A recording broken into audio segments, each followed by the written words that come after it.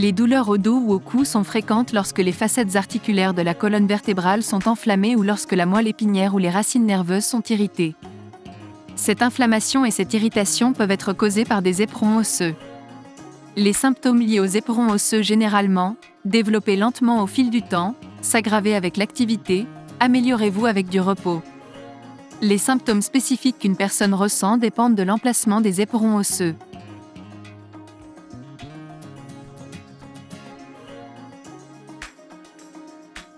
Selon l'emplacement des éperons osseux dans le cou, les gens peuvent remarquer les symptômes suivants. Douleur sourde et douloureuse dans le cou qui s'améliore avec le repos. Douleur irradiante dans une ou les deux épaules. Douleur, engourdissement ou fourmillement dans un ou les deux bras. Faiblesse des membres supérieurs. Maux de tête qui proviennent d'une douleur sourde à l'arrière ou sur un côté du cou et remontent à l'arrière de la tête.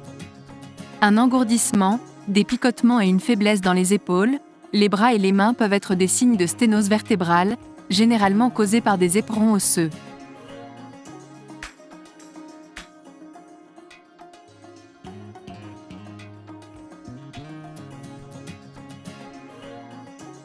Lorsque les éperons osseux provoquent une sténose rachidienne dans le bas de la colonne vertébrale, les personnes peuvent signaler la sensation suivante. Douleur sourde dans le bas du dos en position debout ou en marchant. Douleur, engourdissement ou picotement dans les fesses et à l'arrière des cuisses. Faiblesse dans une ou les deux jambes. Soulagement de la douleur lors de la flexion vers l'avant et de la flexion à la taille, comme se pencher sur un caddie ou sur une canne dans de rares cas. La sténose spinale peut également provoquer une incontinence intestinale et vésicale.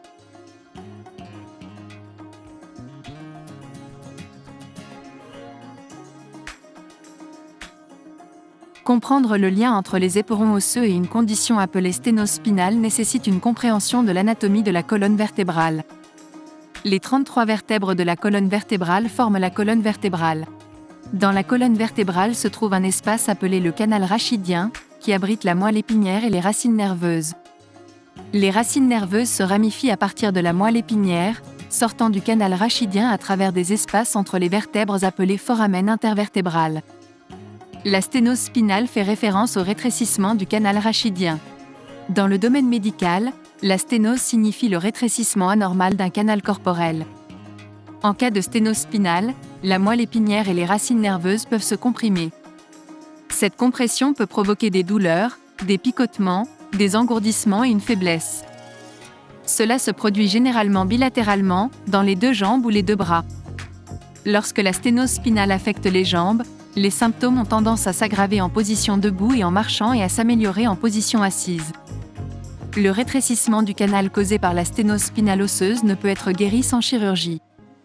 Mais les symptômes de douleur et de faiblesse et d'engourdissement non progressifs peuvent être gérés de manière non chirurgicale avec des médicaments anti-inflammatoires et des stéroïdes, soit par voie orale, soit via une procédure d'injection dans la colonne vertébrale.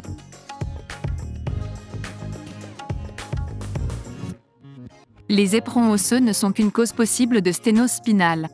D'autres causes possibles incluent, mais sans s'y limiter, les renflements ou les hernies discales, l'élargissement du ligament rachidien, les tumeurs de la colonne vertébrale, les fractures vertébrales et les infections de la colonne vertébrale.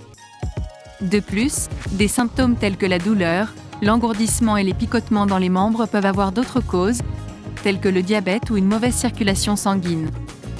Obtenir un diagnostic précis est essentiel pour un traitement approprié et un soulagement de la douleur.